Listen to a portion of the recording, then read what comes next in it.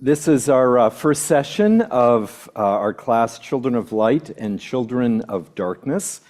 And I would like to begin with a prayer. Let us pray. Dear God, we begin this morning with a confession. We don't fully understand what's happening in the world around us. We feel it, the anxiety, the anger, the sense that something important is at stake. But we struggle to name it clearly, and we struggle even more to know how our faith speaks to it. So we come asking for help. Help us think well this morning. Help us listen to Reinhold Niebuhr, to one another, and beneath it all to you. Give us the honesty to see human nature, including our own, as it really is, not as we wish it were. And give us the grace to hold that honesty, hold that honestly alongside hope, the way Niebuhr did, the way the gospel does. Thank you for Ted and for everyone gathered here. Thank you that we don't have to face hard questions alone. Thank you that you're not absent from the mess of human history, but somehow stubbornly, redemptively present in it. Be with us now, open us up, and when our time together is finished, send us home a little wiser, maybe, a little braver, maybe, than we came in. In Jesus' name we pray.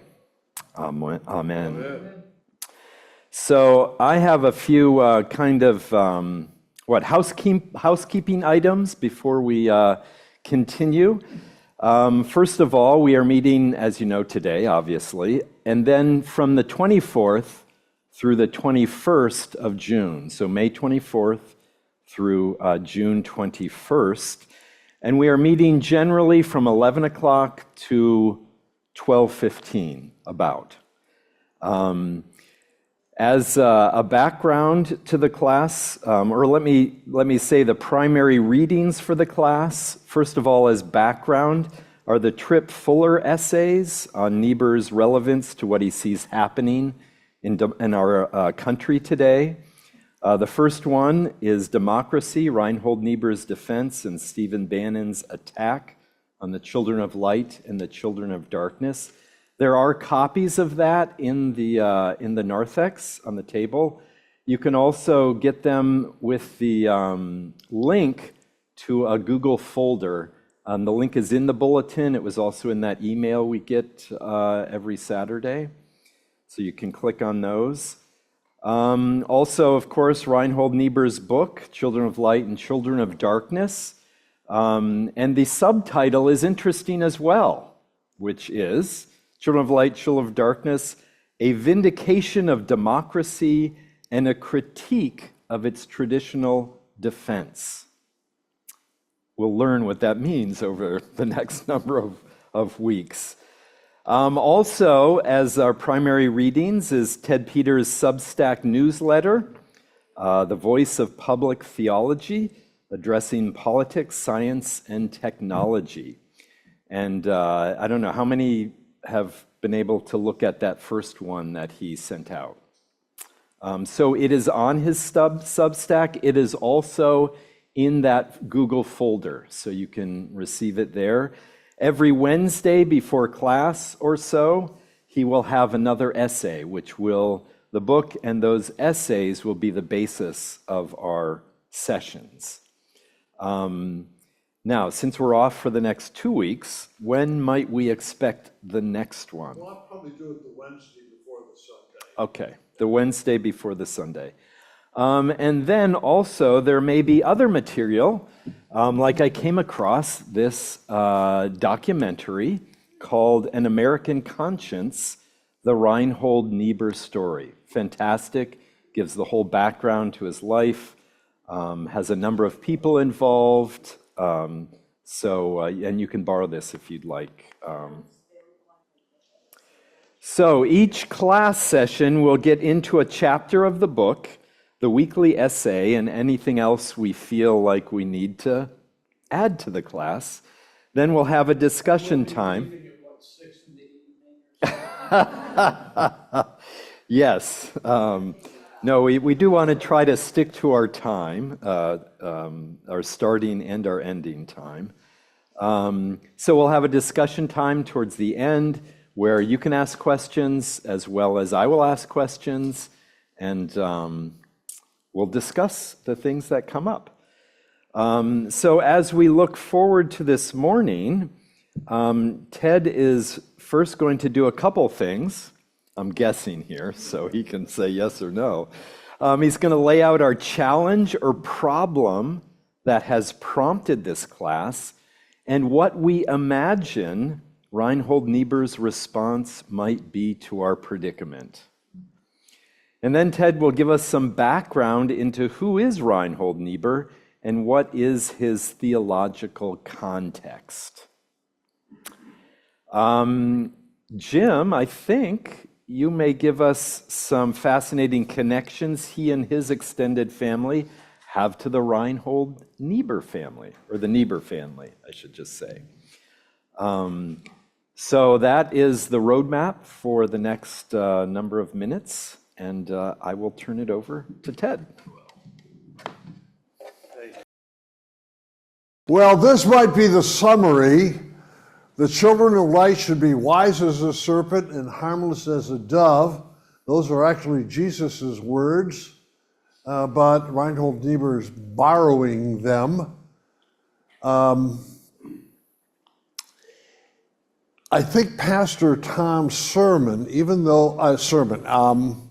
prayer, even though he addressed it to God, if we listen to it, it's really got all the elements, I think, that go into our being together on Sunday morning. I don't know how you feel, but I feel and Tom feels something really important is happening in our social situation right now, and getting a grip on it, not easy.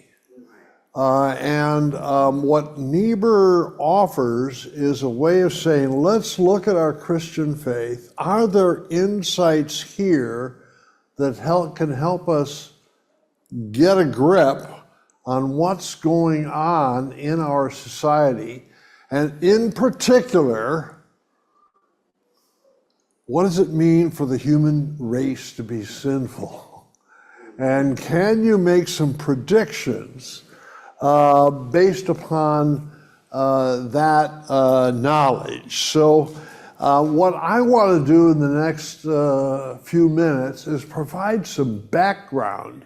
So when you're reading Niebuhr, even though it's 60 years ago, is there wisdom gained from what he sensed during World War II that might have some carryover, not directly, but indirectly, to evoke in us how we can understand things? And I will try to explain what I think is the problem as I see it, but it's going to look different to us. One of the things Tom and I want to do is somehow or other liberate ourselves from the rhetoric that is so conflictual right now, in order to get to an understanding of what's going on at a level below it. So if you hear somebody in the room say something that really, pause. We're all in this together.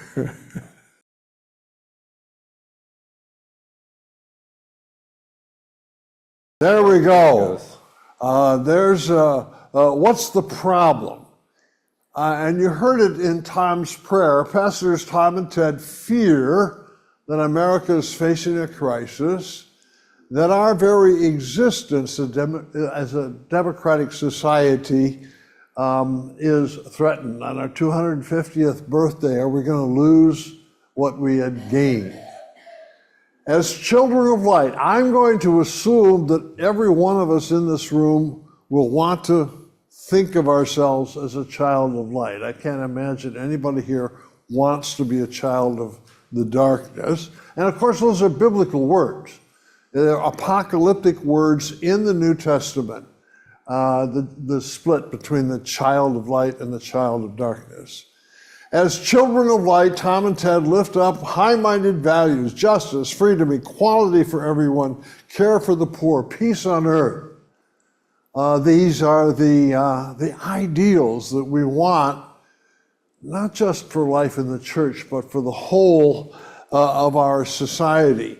So by lifting up these ideals, is that what we need to save America, to make America what its founding fathers wanted it to be, what we've striven for it to be?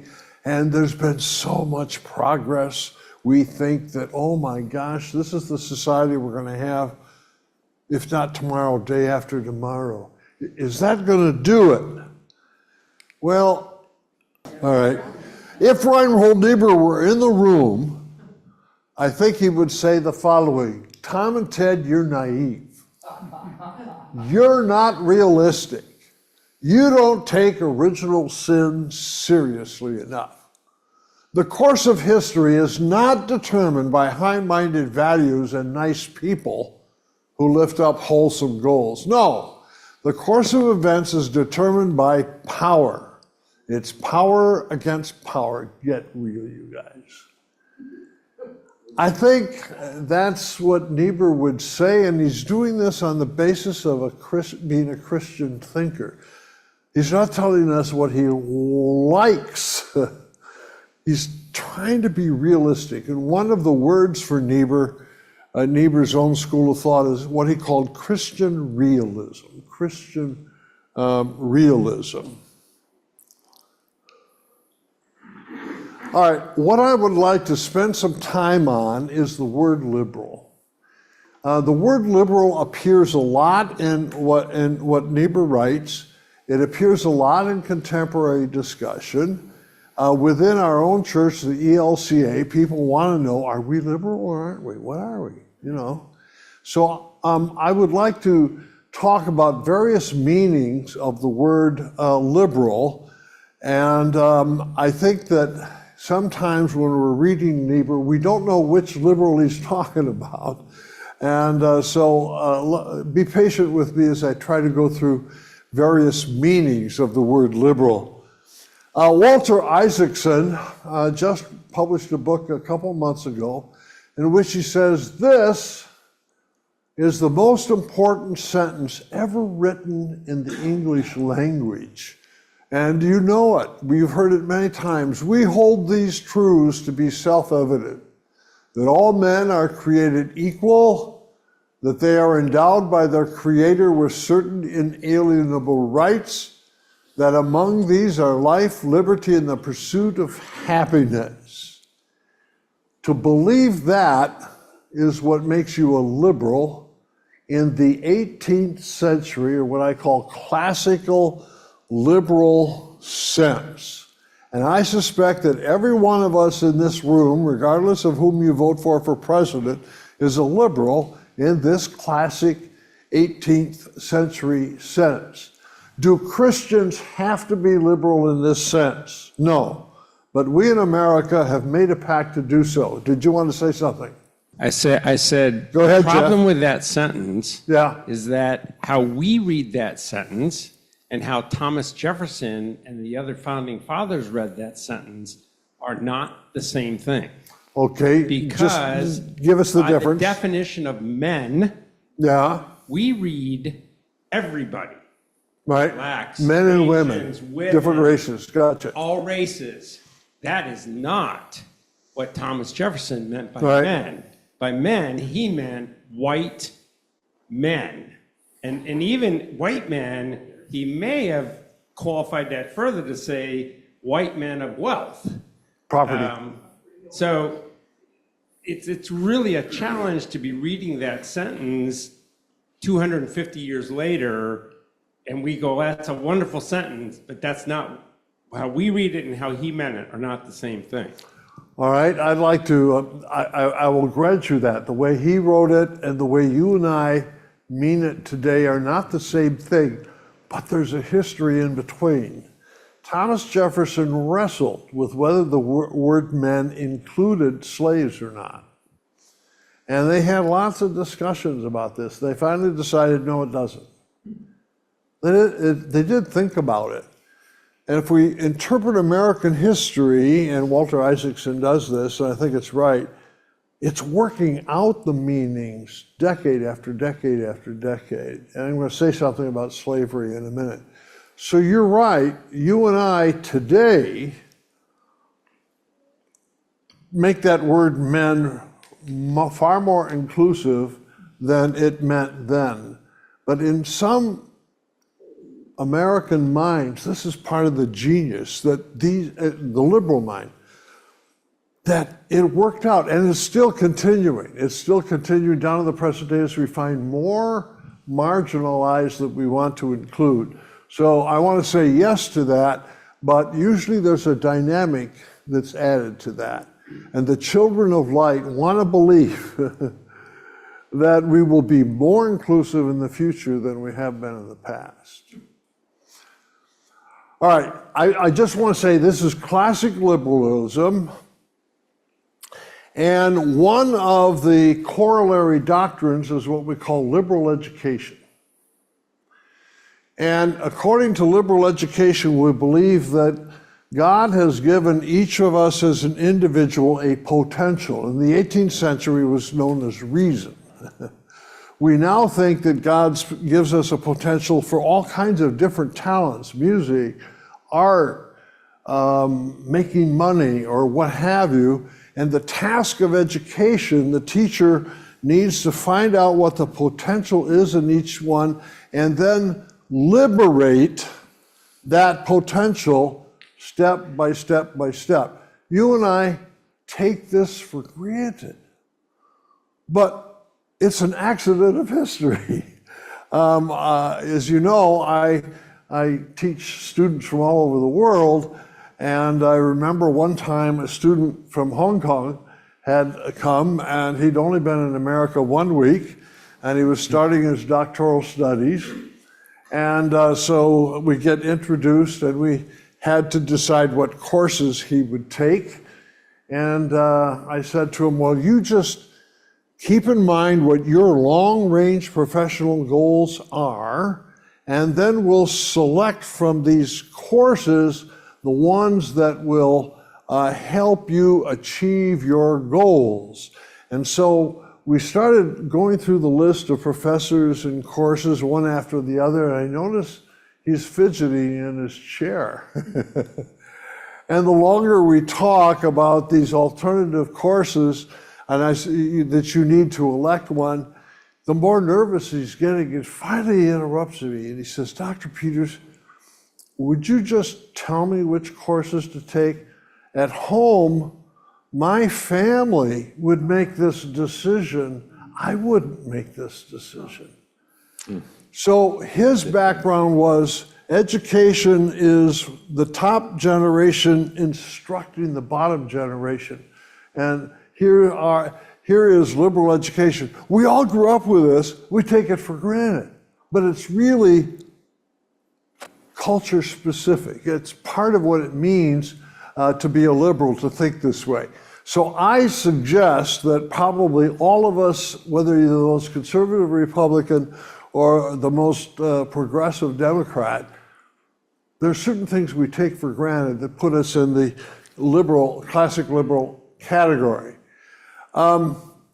Today, when we think about Democrats and Republicans, it's really hard to know, but if we were to go back to the Reagan period, we probably would know the difference, that if you're going to be a Republican, you're going to have certain doctrines such as the free market should take priority over government regulations, because the free market, as Adam Smith told us, is what's going to generate the wealth, and there are built-in curbs, there are built-in structures to all of that, and we need a government that will foster capitalism to the max, et cetera, and have minimum government control. So liberation or liberty means liberation from being told what to do, by the government. The Democrats, in contrast, getting back to what you were saying earlier, are saying, oh, but the free market sometimes provides economic constrictions to certain marginalized groups who lose their freedom. So the government has to provide the balance to the free market to make sure that everyone is included. Well, it made sort of sense as people battle back and forth, and so you can go one direction or you can go another, and there's a lot more to it than that. But today's liberals now look like, from the point of view of conservatives, they look like they're totalitarians and vice versa, et cetera. So we don't want to confuse the Democratic Party with Thomas Jefferson, and we don't want to confuse the Republican Party with Thomas Jefferson. We just want to recognize that they all belong in a suite. I don't think that split was as clear for Reinhold Niebuhr as it might have been for us up until the present time. Now, liberal Protestants. And this is important for Niebuhr's context coming on the scene. Liberal Protestantism is new in America. It begins in Europe in 1799. I'll spare you the details. It doesn't happen in America until 1879. And it starts right there where what I have social gospel or evangelical liberal. After the Civil War, let's go back before the Civil War. Who fought for the abolition of slavery? Who was it that wanted freedom for the slaves? Was it the liberal Protestants? No, they didn't exist. It was the revivalist movement. You said what? Quakers. Oh, the Quakers. Oh, yeah, 100 years before the U.S. Declaration of Independence, the Quakers, oh yeah. The abolitionists were there already by 1650, et cetera. But the really vigorous abolitionist movement is from the revivalists. The first revival begins in 1740 with Jonathan Edwards and George Whitefield. The second one, 1805, that's the Second Awakening. And it's the Second Awakening that sweeps right through the liberation of the slaves in the 1860s. There were no liberal Protestants at all. They were all what today we would call evangelicals that did that. After the Civil War, the issues changed. It's no longer slavery, it's now labor. You've got industrialization, and you've got capitalism, which eventually gets bolstered by social Darwinism, et cetera. And now you've got justice for the worker. Washington Gladden, let me go on to Washington Gladden, is a pastor at First Congregational Church on Broad Street in Columbus, Ohio. And he has decided to side with labor against management for economic justice. And he writes a poem. If you look up hymn number 818, "O Master, let me walk with you." The setting is marching in a labor strike against management on behalf of justice for the workers. And this morphs into what eventually we're going to call the social gospel. Just as an aside, I love this church. And it developed a history of inviting great preachers there. And when I was young, I would go there. They had a wonderful preacher by the name of Chalmers Coe at Nashville, and he would print his sermons. I'd go to church and grab all these sermons and take them home and read them. And it very powerful liberal Protestant church. Then 1897, something important happens. The publication of this book, called In His Steps by Charles Sheldon. This is a novel. How many have read this book? Nobody. Oh, you got to read it sometime. It starts out with a congregation at worship, and in walks a guy who just lost his job.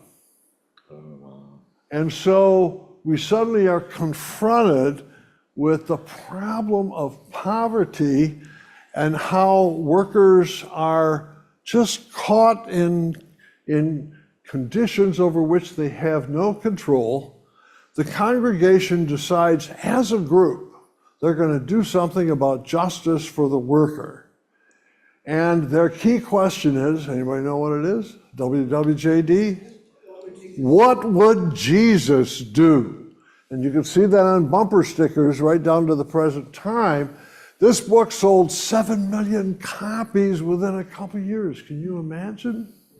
And so the conscience of America is turning towards the plight of people working in industry. So a guy named Theodore Roosevelt becomes president, after whom I named, and legislation for pure food and drug laws, child labor protection, and all that kind of stuff takes place in the 1890s and the first decade of the 20th century.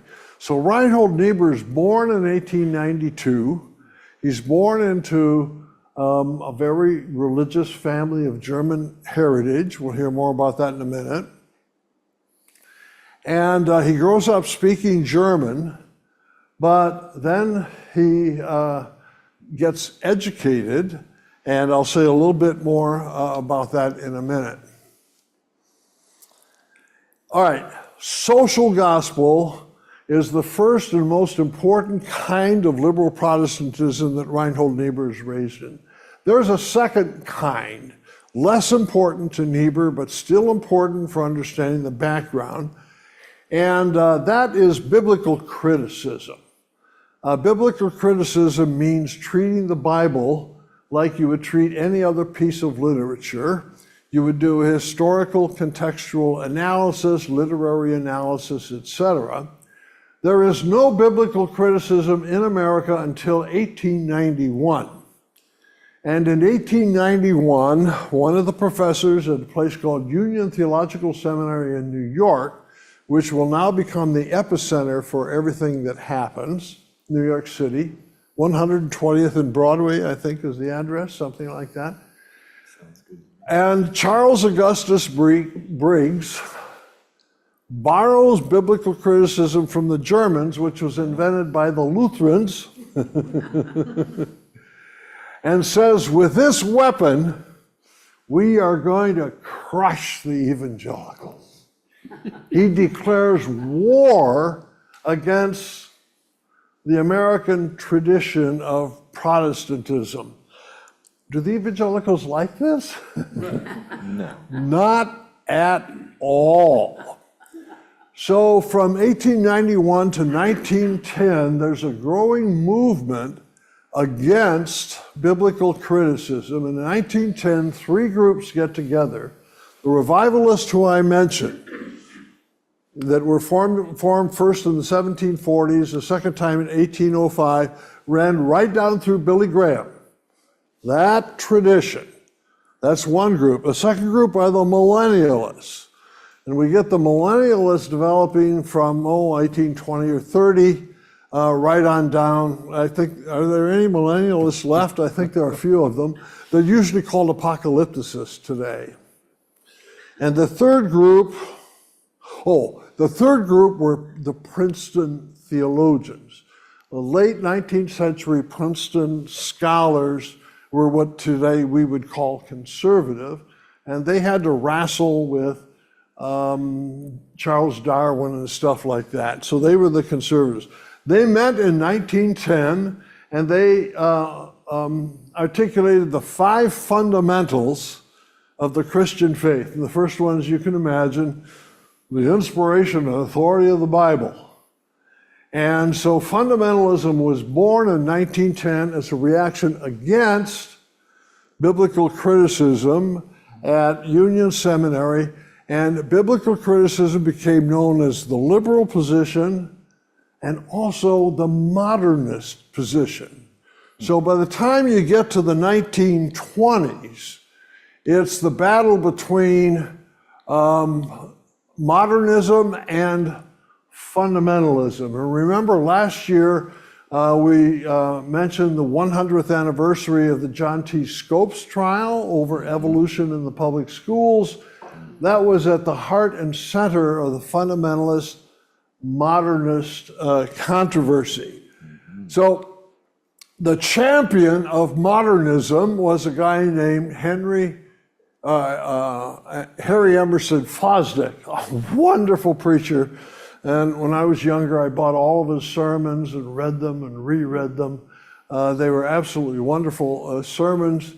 And he wrote, if you want to look at hymn number 705, we frequently sing God of Grace and God of Glory. Oh, yeah. That's a hymn that Harry Emerson Fosdick composed. Fosdick, 1921 was a big year. Fosdick was so angry at the fundamentalists. May 21st, 1921, he gives a sermon called, "Shall the Fundamentalists Win?" His answer is no.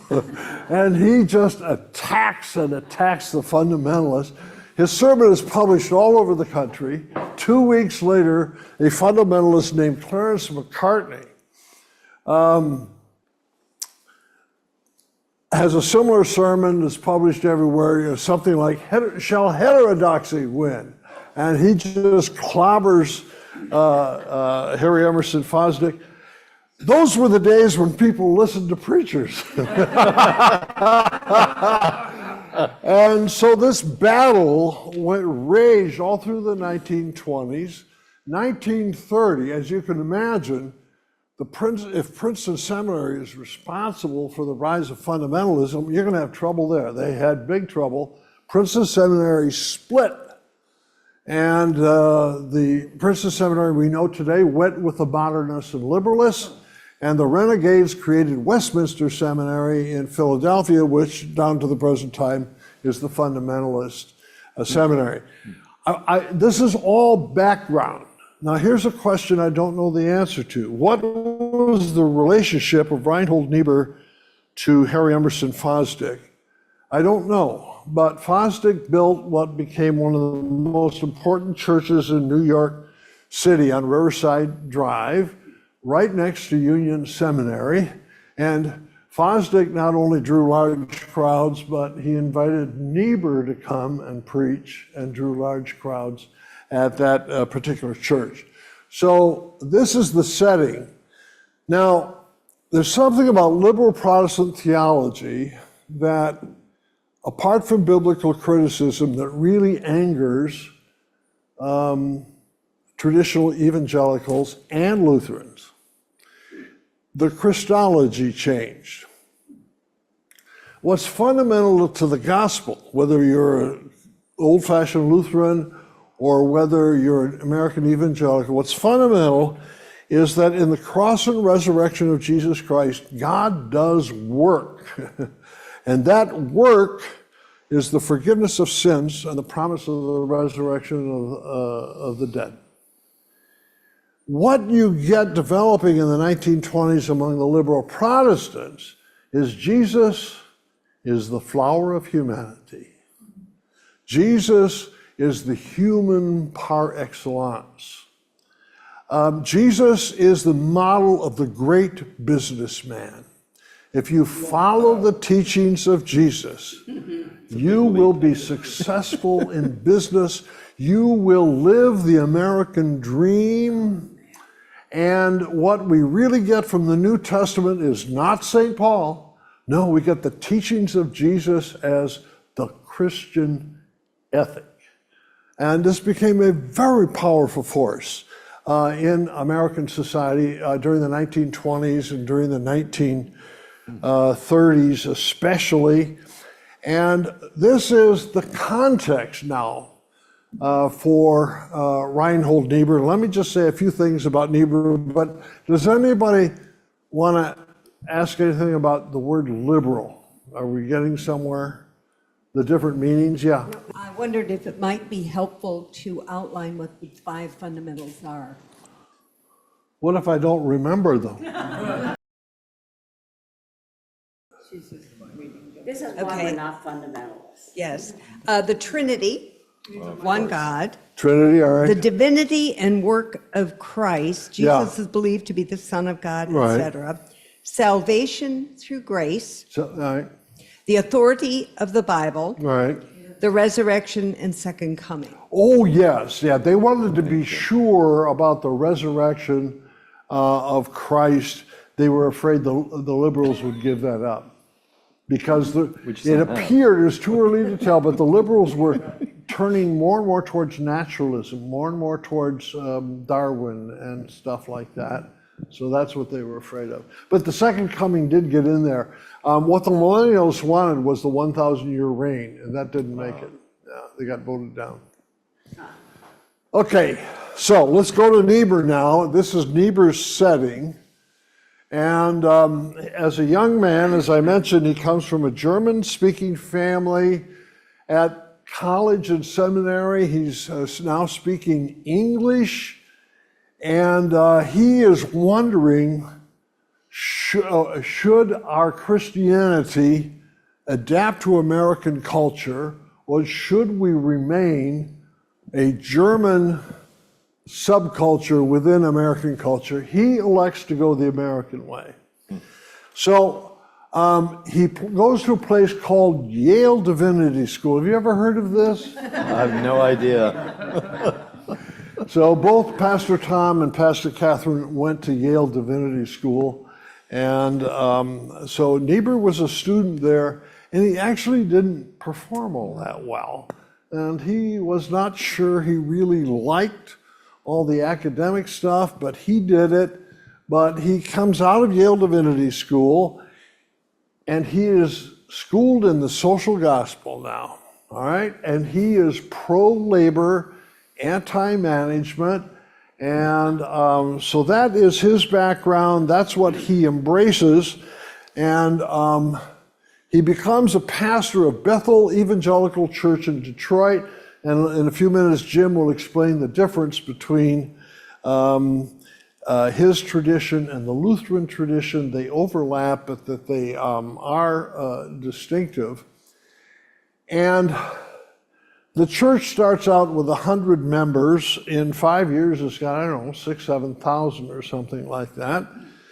And in part, it had to do with migration into Detroit for people who wanted to work in the auto industry, and the fact that he became a publicly known preacher, a great preacher in the Detroit area. People wanted to go and hear Niebuhr preach, etc. And he already started as a young pastor writing articles for Christian Century and magazines such as that. And he was becoming a national figure about the same time that Harry Emerson Fosdick is becoming a national figure in New York City, etc. He decides, as President Trump wants to argue with the Pope, Niebuhr wants to argue with Henry Ford. And even though Henry Ford is a big hero, Niebuhr attacks poor Henry Ford. And by most evaluations, Henry Ford actually was a pretty good employer, objectively speaking. But Niebuhr is engaged in the class struggle. He reads Marxism. You have to remember that Marxism was strongly influential on the labor union movement, not just in America, but everywhere in Europe, including the Bolsheviks in Russia. Niebuhr says no to Marxism. Why? Their anthropology, their understanding of human nature is wrong. But he's very sympathetic to socialism because socialism is really concerned about economic justice. Socialism, yes. Marxism, no. Then 1928, Union Seminary, New York. Remember, this is where biblical criticism comes in. This is where liberal Protestant theology comes to dominate. The president of Union Seminary comes to Detroit and says, Pastor Niebuhr, would you come to Union and teach? He says, well, gee, I don't have a PhD. I didn't like school very much. But he's brought to New York in 1928, and he very quickly becomes the most popular professor in New York City. Students are chasing him all around, etc. And his agenda is not the church. His agenda is America. What are we going to do? Writes the book Moral Man and Immoral Society in 1932. Okay. The thesis here is uncanny. Note the title, Individual Human Person and a Social Group. Here's his argument. It is possible for you and I, as an individual, to love our neighbor in a self-sacrificial way. It is not possible for a group. Any group. A nation cannot love anybody. The Kiwanis Club cannot love anybody. The church cannot love anybody outside the church. Why? It's human nature. Get it straight, he says. Do people like this book? No. And whether you're a conservative fundamentalist or a liberal modernist, wait a minute. America is founded on a moral commitment to equality and to justice and to freedom. America loves, and it's love that gives rise to justice. How dare he say a nation can't love? At any rate, be that as it may, the whole theological audience is now discussing this new radical left-wing liberal pinko commie. Okay, he is confused. Here's something that I think we need to think about. So he goes to Germany around 1931 or 32. He sees the Nazis. He just thinks they're dumb thugs. Yeah. He doesn't foresee what's coming, but he can see that it's not good.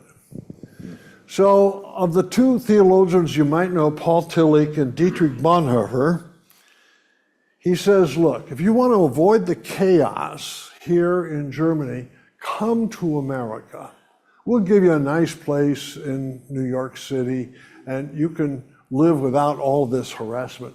Well, 1933, Paul Tillich loses his job. The Nazis cancel his job at the University of Frankfurt. He takes Niebuhr up on the invitation. He moves to New York and becomes America's greatest 20th century theologian.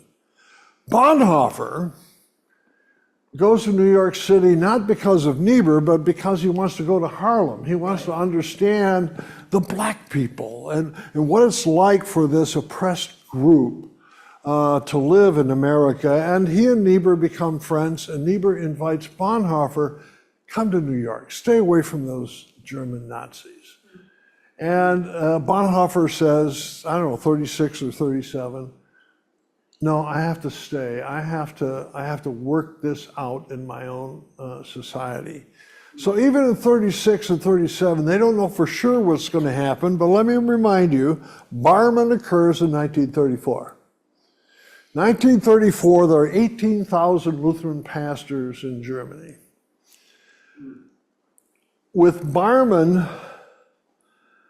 you get the birth of the Bekennende Kirche, the church that is called the Confessing Church, that says Adolf Hitler and the Nazis are ruinous. They don't use words like Antichrist or anything like that.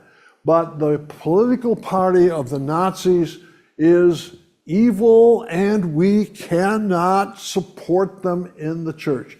6,000 pastors join in the Barmen protest. 6,000 other pastors become Deutsche Christen, German Christians.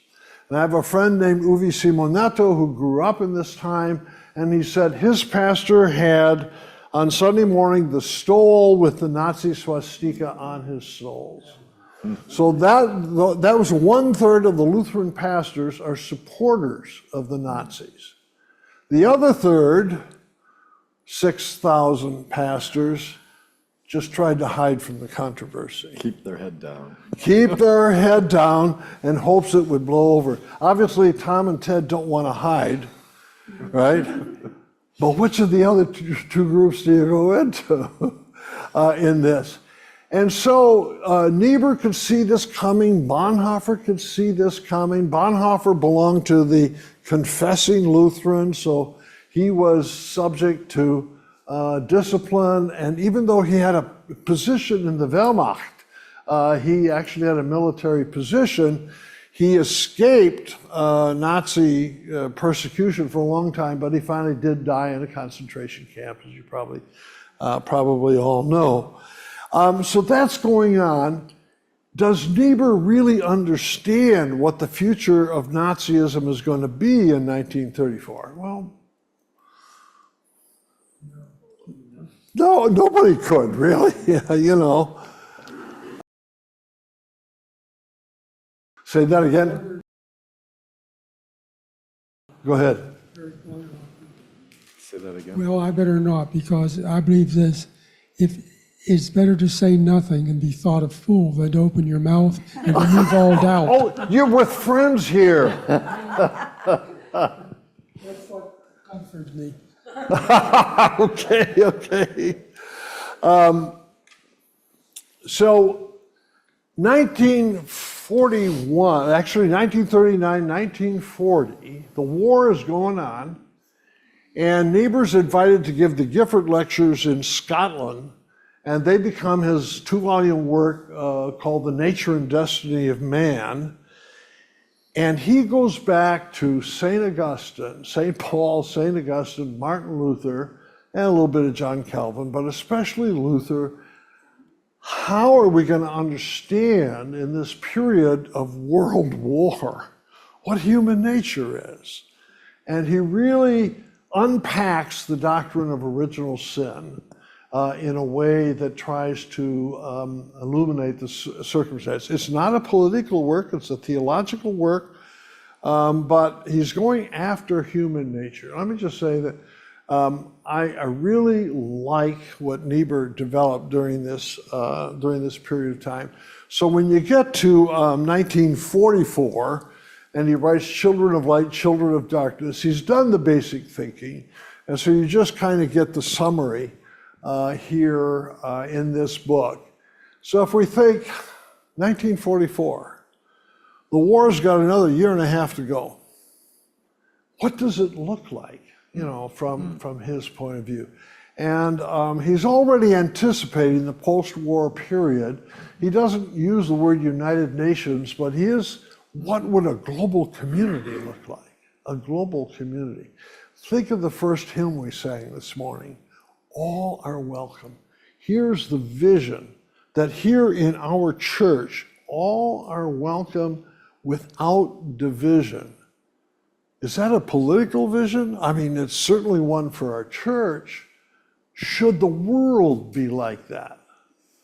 And Niebuhr will say something like, well, yes, but don't be naive about how easy it is to make that happen.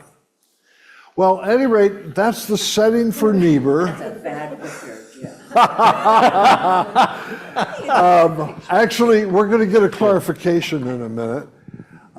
That's the setting, and of course Niebuhr lives on all the way through the Vietnam War, etc. People want his opinion on politics. I never met him or heard him speak, but I studied under a professor who did, and Reinhold Niebuhr, Paul Tillich, these kind of became natural things for me.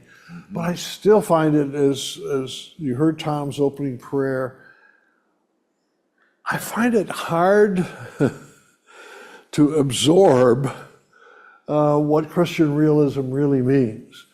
Niebuhr always remained what you would call a liberal, but sharply critical of liberalism. And in fact, my professors called him neo-orthodox. They said he left the liberal camp completely to become neo-orthodox. I talked to some Union Seminary people. They don't like that. No, he's a neoliberal. They don't want to give up the liberal tag. Be that as it may, he was revered by liberal Protestants. At the same time, he was sharply critical of liberal Protestants. So somebody earlier, maybe it was Barbara, said, we got to find some hope. There ain't much hope in Niebuhr, I have to tell you that. But if you're going to have hope, you need to be realistic about how it's all going to be put together. So that's our challenge. Go ahead. Oh, I was just going to say, he was also very, very involved in politics his whole life. That's right. And that was very, very important to him. Ran for office once, I think. Oh, he did. I can't remember what party or what I office. don't recall too, but I know he was very involved in what became the Democratic Party. Well, he was originally, for a time, I believe he was in the Socialist Party. He was. Yes. In But the then he 1930s. tried to start and did, but it probably wasn't very successful, but he created a party that he envisioned as a labor party, some even labor and farm party or something, kind of what they have in Minnesota, but I don't think he was connected with that. But Why don't you pick it up from here, Jim?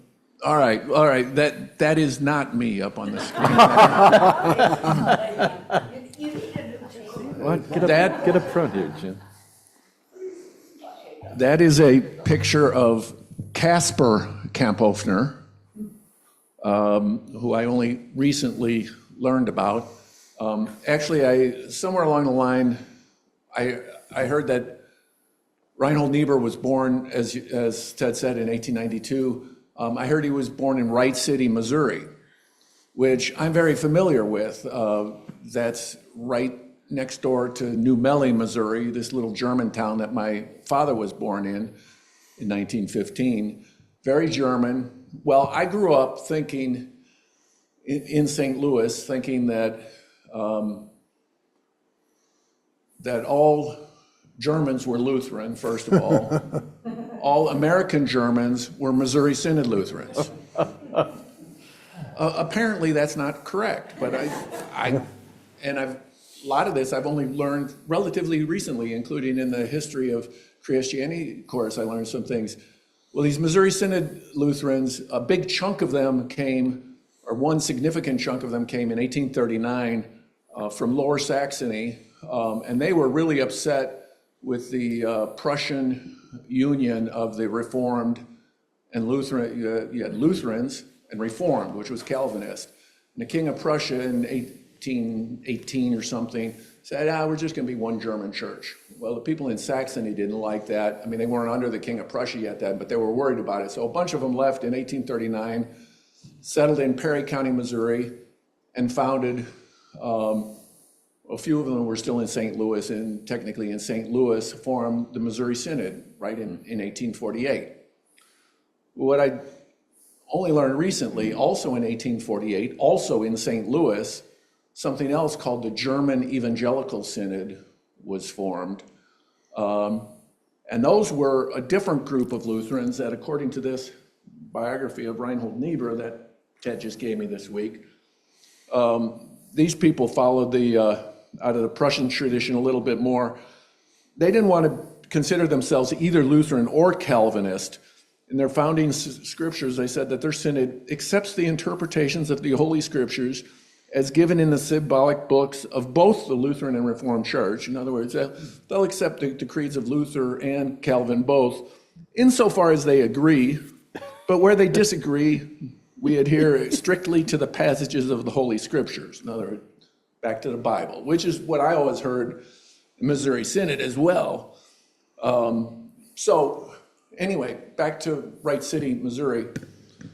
When I heard that he was born in basically my dad's country, and I remembered a cousin of mine who's a historian told me some time ago, said, you know, our family has a connection to Niebuhr, but I didn't really know what it was. Well, what it was, this is Caspar Kamphoefner.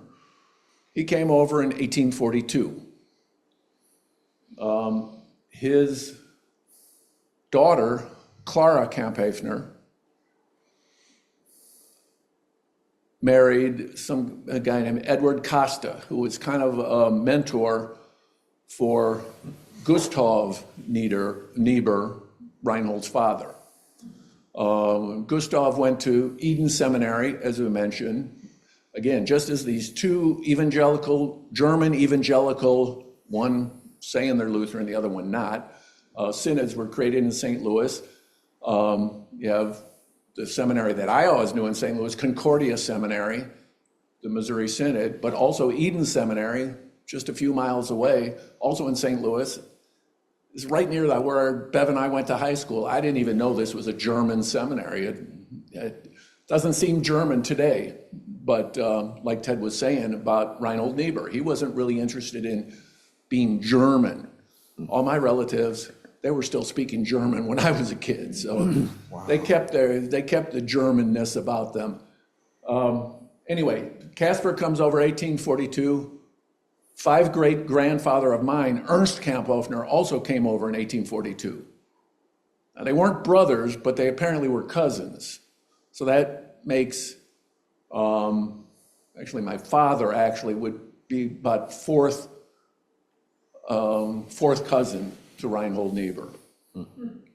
Something like that. Anyway, so his daughter, Clara Kamphoefner, marries Gustav Niebuhr. Gustav goes out to San Francisco, actually, where this Edward Hosta had a church, German evangelical church. Since the history of the German evangelical church, they eventually became known as the Evangelical and Reformed, and then all became part of the UCC. The UCC was formed around 1957 and 1960. So, and this was in New Melly, Missouri, this German community where I knew where the St. Paul's Lutheran Church was, right down the street from my dad's house. But also right across the street, there was a UCC church. I never thought much about it. I didn't realize it was a German church. It was. So you had these two different kinds, but there's one interesting line in here, which Ted has underlined, so it was important when Ted was looking at it. The evangelicals, meaning the German Evangelical Synod, they were by conviction ecumenical. Even as they persisted in the use of German, they cooperated actively with the Baptists, Congregationalists, Presbyterians, Methodists, and other American denominations. They had this is the underlined phrase, they had very little of the fortress mentality that marked, for example, Missouri Synod Lutherans. Not so ecumenical. So, and this was Reinhold, you know, as soon as he got to Bethel, and actually his father before him in a church in Illinois, they were getting together with all the other pastors, except the Missouri Synod Lutherans, except the other German, evangelical German Lutheran pastors. Who didn't want a whole lot to do with them.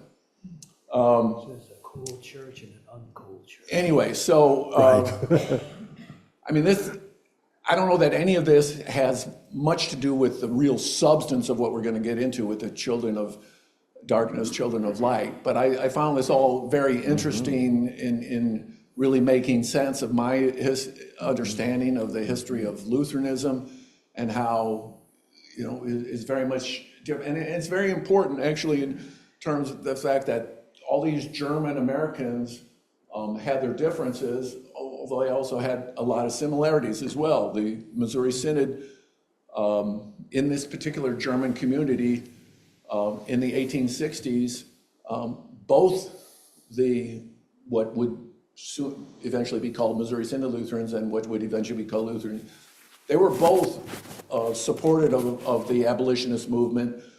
They were both pro-union.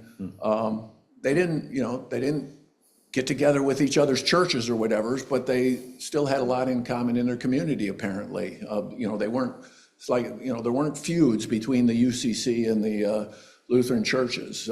They just didn't want to worship together.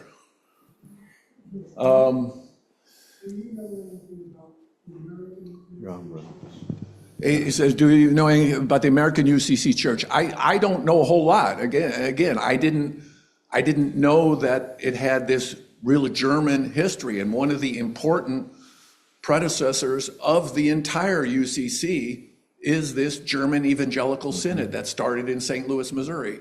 I only learned that in the last month. So no, I am not an expert at all on UCC. I do know a number of people now that are connected with Eden Seminary, but again, I only learned recently of Eden Seminary's German history. Shall we open it up to reactions?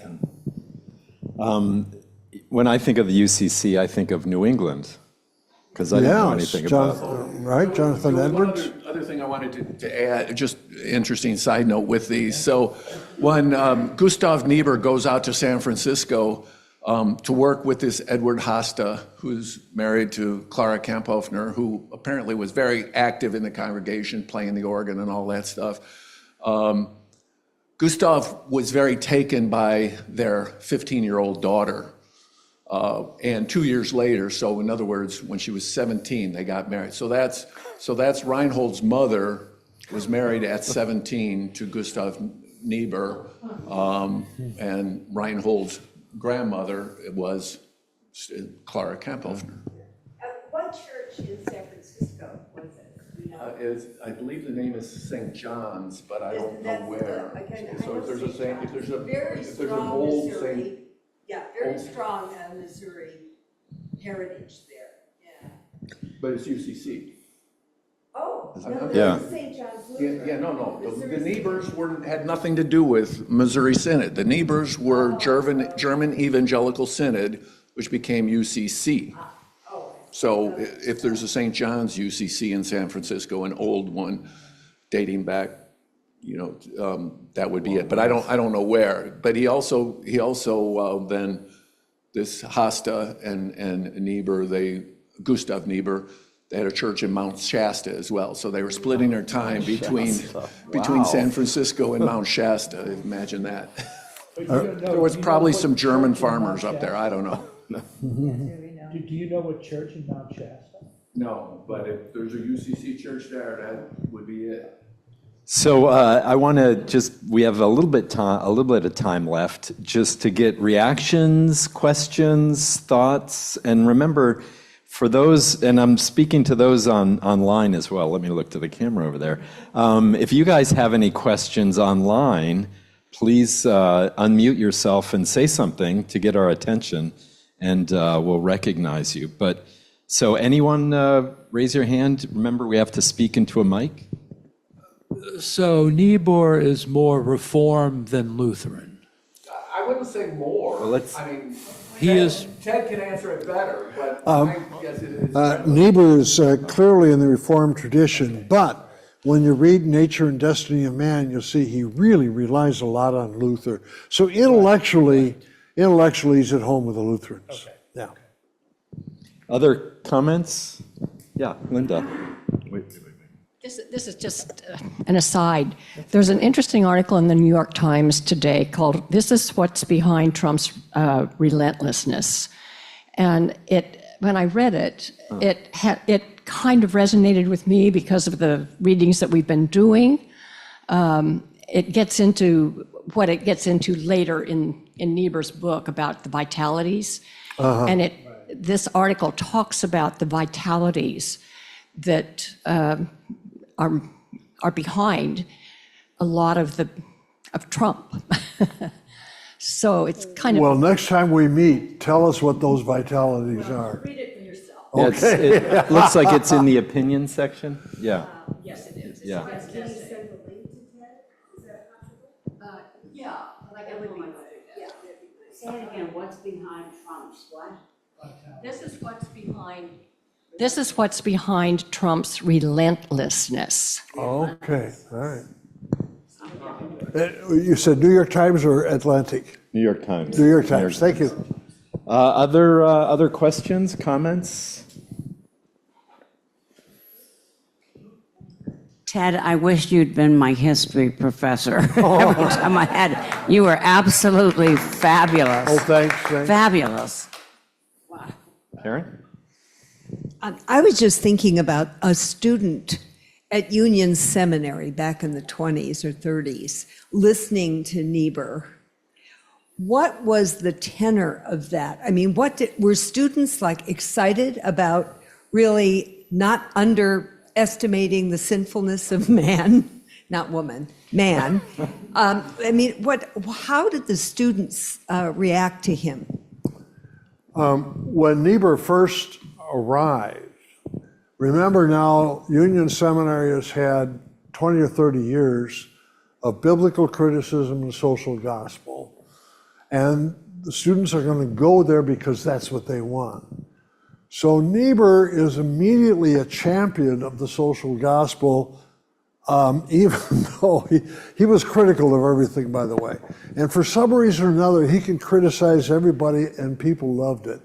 But as this book here that Jim says, students flocked, they followed him to lunch and after lunch, et cetera. They wanted to just keep engaging him, and he engaged the wider New York City community, so he ended up with a secular following as well. So the point is, he was extremely popular, and he was almost, until Paul Tillich came, he was kind of the face man of Union Seminary. Yeah. Others? Questions or other reactions? Well, thank you all. It's wonderful that you all have joined, and we will continue the conversation. Thank you, Ted. Thank you, Pastor Tom. Thank you. Thank you.